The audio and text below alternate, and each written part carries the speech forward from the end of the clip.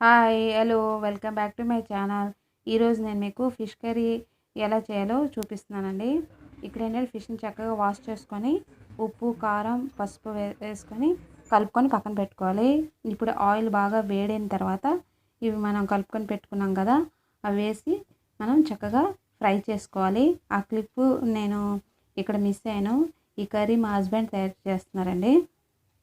Next మళ్ళీ వేస్తారు కదా, అప్పుడు చూపిస్తాను. ఇప్పుడు ఏమంటే చక్కగా మనం ఫ్రై చేసుకోవాలి. ఇక్కడ నేనేంటంటే చింతపండు నానబెడుతున్నాను. మనకి క్విక్గా చింతపండు తొందరగా మనకి నానాలంటే ఏం చేయాలంటే హాట్ వాటర్ వేసుకుంటే తొందరగా నానిపోతుందండి. ఇక్కడ ఏంటంటే ఒక సైడు ఫ్రై అయింది కదా, దాన్ని సెకండ్ వైపు ఏమో టర్న్ చేసుకొని మళ్ళీ ఫ్రై చేస్తున్నారు. ఇప్పుడు చూడండి, ఇప్పుడు అది కూడా చక్కగా కుక్ అవ్వాలి. అది కుక్ అయిన తర్వాత ఇప్పుడేంటే దాన్ని ఫ్రై అయింది కదా, సైడ్ తీసి పెట్టుకుంటున్నారు.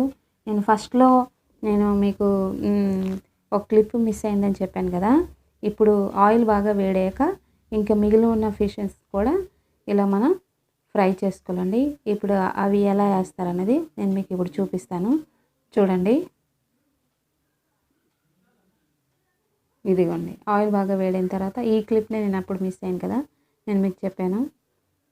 ఇదిగోండి ఇలా వేసుకొని దీన్ని కూడా ఇది చక్కగా కుక్ కావాలంటే మా హస్బెండ్ ఏం చేస్తుంటారంటే స్పూన్ తీసుకొని వేడి ఆయిల్ని పైన అలా వేస్తుంటారు. దానివల్ల ఏంటంటే తొందరగా చక్కగా కుక్ అవుతుంది. ఇదిగోండి ఇలా ప్రిపేర్ అయింది, నేను మీకు చూపిస్తున్నాను. ఇవి కూడా ఫ్రై అయిపోయాయి. ఇవి కూడా సైడ్ తీసి పెట్టుకోవాలి. ఇవి పెట్టుకున్న తర్వాత ఇప్పుడు ఏంటంటే దీంట్లో మనం ఆయిల్ ఫ్రై చేసాం కదండి, చాలా తక్కువ అయిపోయినట్లుంది. మళ్ళీ అతనేమో మళ్ళీ ఆయిల్ వేశారు. ఆయిల్ వేసి ఇప్పుడు అప్పుడు వేడిగా ఉంది కదా ఆయిల్. ఇప్పుడు ఏంటంటే పచ్చిమిర్చి ఇంకా ఆనియన్స్ వేసి చక్కగా మనం ఫ్రై చేసుకోవాలి.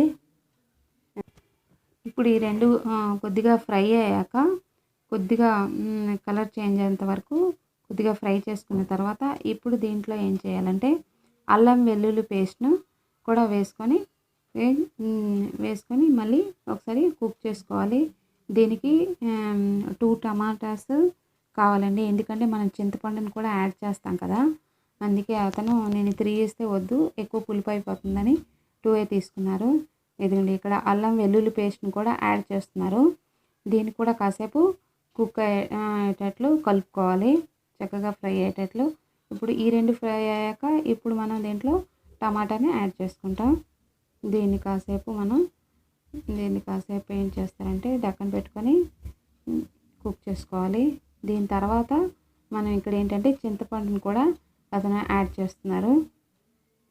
ఇప్పుడు దీంట్లో ఇది చక్కగా కలుపుకున్న తర్వాత దీంట్లో ఏంటంటే ఇప్పుడు ధనియాల పౌడరు, మిర్చి పౌడర్, ఇంకేంటంటే సాల్ట్, పసుపు కొద్దిగా ఫస్టే మనం కలిపి పెట్టుకున్నాం కదా, దాంట్లో కూడా ఉప్పు కారం పసుపు వేసుకున్నాం, ఉప్పు కూడా వేసుకున్నాం కదా, ఇక్కడ చూసుకొని వేసుకోవాలండి.